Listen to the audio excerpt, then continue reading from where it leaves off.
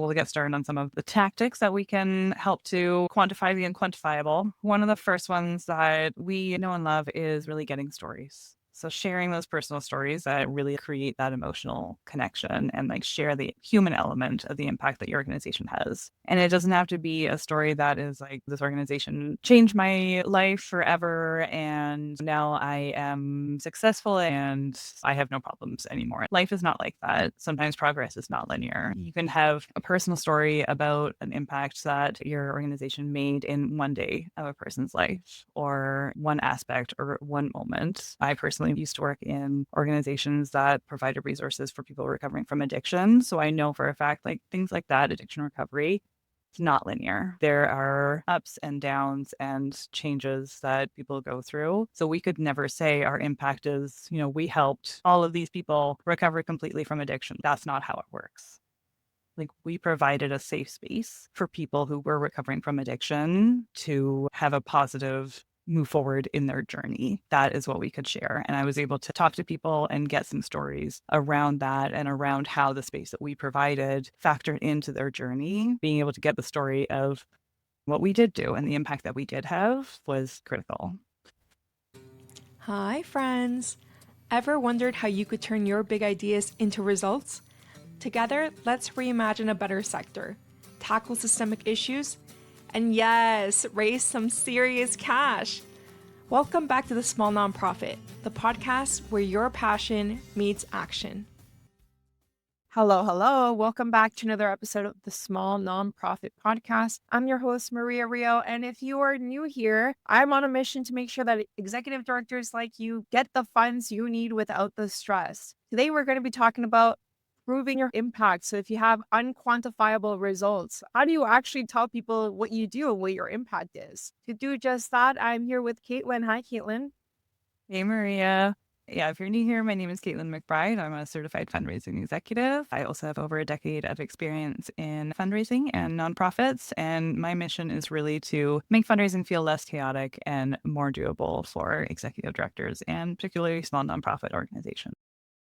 So we're talking about this today because there's so many organizations that treat proving your impact through a very quantitative lens, right? So how many hampers, how many beds, how many people, how many meals, right? But there's different ways to think about it. And especially if your nonprofit works in an area of like activism, research, mental health, you might not have a very easy, snappy story to tell with just your metrics because everybody's story is a little bit different. Everybody's journey is a little bit different. So quantifying the unquantifiable becomes very difficult. But of course, donors want to know about the impact that you're having. It's critical for them to understand. So we came up with a few different ways that you can do just that. And Caitlin will share the first one. This is so great to be talking about this. We were just saying before we started recording that there's lots of organizations where it feels like there's kind of a paralysis around the impact of being able to share impact if you don't have this very clear cut, like, okay, this was the problem, and here's the solution, and we solved this problem. Because life isn't like that, right? And a lot of the work that we do is not like that. So, yeah, we'll get started on some of the tactics that we can help to quantify the unquantifiable. One of the first ones that we know and love is really getting stories. So sharing those personal stories that really create that emotional connection and like share the human element of the impact that your organization has. And it doesn't have to be a story that is like this organization changed my life forever and now I am successful and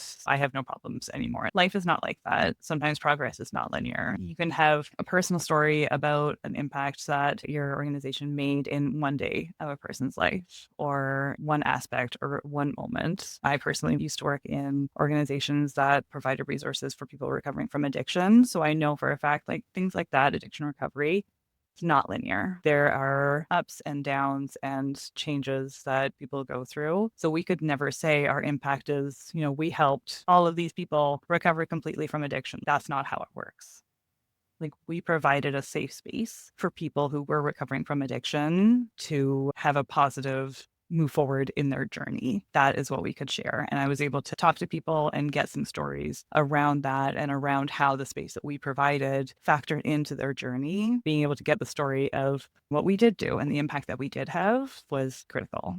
Did you have any good storytelling tips or experiences? I think when you have an unquantifiable result, you can't tell that story of like, there was this problem and we fixed it because it's not fixed yet. So, what are the stories that you can find, share the impact that you are having? So, one of them could be, hey, this person went through a clinical trial, right? They went through this process, and maybe later, after you share the story, that person ends up passing away from their illness, right? That could be something that happens when we're working in this field. But you zoom into a moment where you're delivering that value to the end beneficiary, right? So in this case, it could be someone who's living with cancer. You're delivering that value directly to them of not only hope, but also like support through this journey, right? Clinical trials, peer support, phone hotlines, whatever it is that you're doing, try to zoom in on one moment that made it easier for the person who's experiencing this problem to go through it. And I think that really shows the impact on a very personal, emotional, resonant level versus a stat that can follow a story. This is just a very zoomed in version of a story.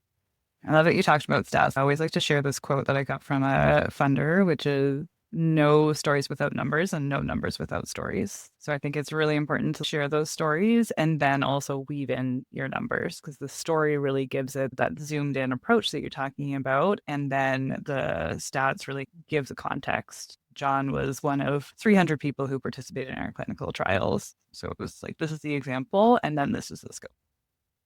So, along with your stories, another way that you can actually show the impact if you don't have stats or other quantifiable things like that are through very easy photos and videos. So, showing a short video of your team doing the work or yourself, like talking to the camera and telling people about the work, makes it clear that you are a real person doing real work, right? I know that's getting a little bit more confusing nowadays, but that's why like having these personal touches that can't be easily replicated by AI. So yes, a video, a tour, a photo, a personal note, something like that just shows that there's someone on the other end of the donation form. Yeah, and I want to make it clear that, when we say photos and videos, like we are not talking about high quality professional level. You don't need a cinematographer in there. Like you need a phone and a hand, and that's about it. More candid is more real. Like I used to work in an organization that provided food for families who had a child in the hospital. And I would do so many videos, just very like off the cuff videos of me just opening up fridges.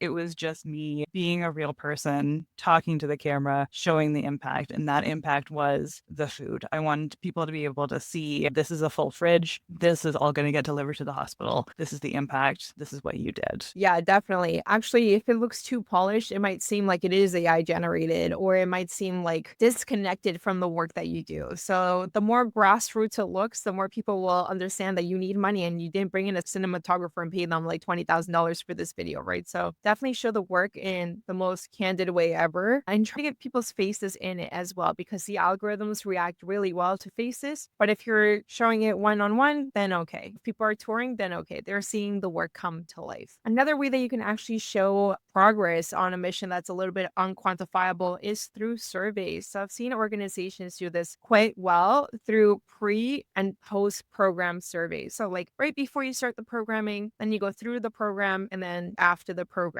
So did you see an improvement in the areas that you thought you might? Yeah, I think this is so important. And it's usually something that funders and donors really want to see. This is more of a program side and programs decision, but also the survey should be like it should get the data you need without being onerous. This is here to help the organization not just measure its impact for funders, but measure its impact for the services that you're delivering to, making sure that it is very, very easy to do. Your questions are simple, not intrusive, and that you're gathering the data you need, not just for funding purposes, but, being able to translate that into improving your service delivery as well. I love when you said don't be intrusive. Can you give an example of what an intrusive question might sound like for our audience? I think an intrusive question for me is a question that isn't necessary in a survey like this to get the data you need. And I'm thinking back to that organization that I mentioned previously, where we supported families and kids who had a cancer diagnosis. We would do pre and post surveys before a particular program.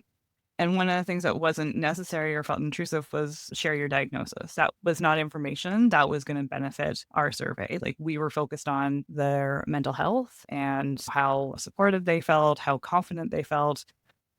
asking something like, what is your cancer diagnosis? Or like, are you in remission or anything like that? That was not part of what we were measuring. So just thinking about the data that you really need for the program and for the evaluation and only asking that. Love that.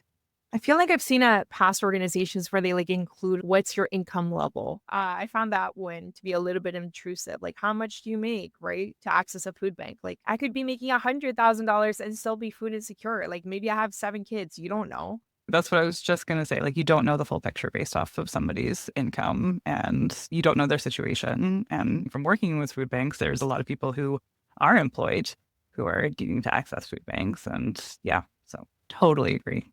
We used to have some people like drive to the food bank. And at first, you might be like, oh, why do they have a car if they're using the food bank? Because you needed to get to work. That's the only way that you can get to work. And if you don't have it, then you're super destitute, right? So, like, never make assumptions about people. And in the survey, only add the things that are, as Caitlin said, non intrusive and very necessary, because these high satisfaction rates about your programming will actually help a donor understand what you're doing and can be a really strong testimonial or indicator of how effective your program is actually. Okay, another thing that you can do to prove your nonprofit's impact is celebrating wins. So that is, sharing milestones and progress towards your long-term goals, which really helps to demonstrate your commitment to success. And it could be goals that are small, like we're celebrating those small things along the way. I'm just going to keep going back to this organization that I worked with previously. We would celebrate when we got to 10,000 meals delivered in the year. And that was a small drop in the bucket and everything, but it was like letting our community know we've hit 10,000, we're continuing to do this. And yeah, just really keeping people informed about where we are and the impact that we're having. So it could be little things that you're celebrating among your team. Maybe you want to share that with a donor. I also love popping that in an email and sharing it to some of our funders. Hey, just let you know, we hit 20,000 meals delivered today. It doesn't have to be part of reporting or anything. I think that just builds impact and something that they really like to hear. It just shows progress towards your goals, right? One example that came to mind is the No Kings protests that are happening in the States, right? Obviously, the end goal is no fascism, no Trump, right? That's the end goal. If we were just going by the end goal, there's no story to tell, right? There is fascism right now, but if you celebrate the little pockets of wins and resistance, then you have a story to tell. So, like, first, people are showing up to protest. That is a story, right? Then there was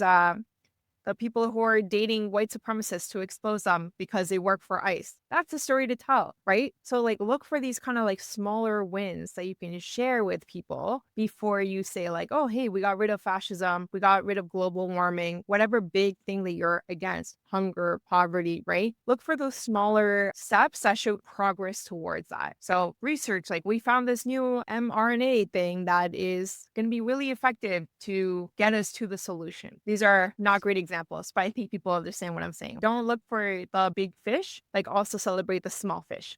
And don't wait for that big fish, too. I was kind of saying in the beginning, I think there's a lot of paralysis around that. People are like, oh, we don't have a good story. We can't send out a campaign. We don't have anything to share with our funders. And then I get talking to this organization. They're like, oh, yeah, we just did this new workshop with 15 people. It's great. That's a win. That's a story. So I think just, yeah, like getting granular and thinking about those little things that maybe you're proud of, understanding that, yeah, your community and the people who support you are probably proud of that, too. And similarly, thinking about things that are quantifiable. Like when working at the addiction facility and everything, I wasn't measuring how many people were out of addiction or sober, but how many people visited, how many people stopped by, how many people participated in this program or participated in this support group, and sharing those wins as they would increase throughout the year. And yeah, keeping our donors and our community informed of that. And these wins might look different, right? Like, I was actually just talking to one of our executive director clients. Her organization, what they do is they work with justice involved individuals and they do research around criminal justice system in Canada, right? But for people who are justice involved, maybe success looks like not going to jail a fourth time, right?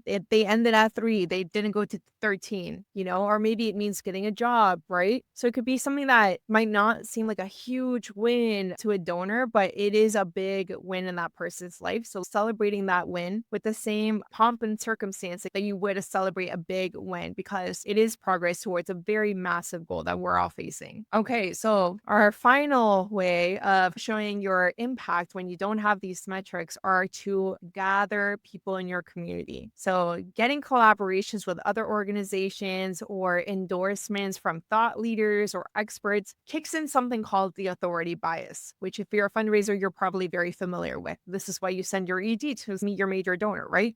Because it adds credibility to what you're doing and what you're saying, right? So these other organizations, these networks or endorsements from key people really add that credibility, even if the work is moving slowly. So imagine a politician coming to your organization and saying, I really love what they do. That has weight. Yeah, and I think there's an underestimation in terms of the weight that your board members can carry for your organization. I always remind boards the ED can go out and speak passionately about the cause and everything, and that's great and wonderful. I'm sure very impactful. At the end of the day, that ED is an employee of the organization. That is how they earn their livelihood. So there is always the sense of having a ulterior motive, if you will, because they could be in need of another organization next year. Whereas if you're a board member, you are there because you believe in the organization. You're not getting paid to be there. You are a volunteer. And I think that speaks volumes. Collaborating with other organizations and partners, they can also speak to the impact and they understand your impact maybe more. So organizations that you've collaborated with,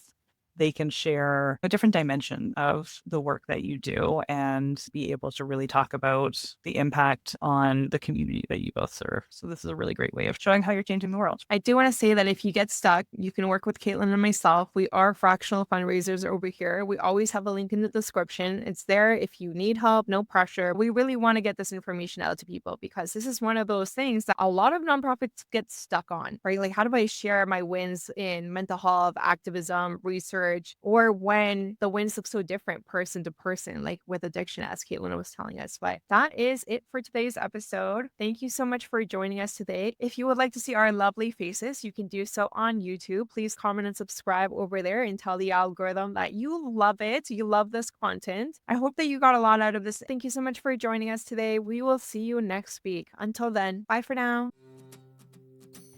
Thank you for listening to another episode of The Small Nonprofit. If you want to continue the conversation, feel free to connect with our guests directly or find me on LinkedIn. Let's keep moving money to mission and prioritizing our well-being. Bye for now.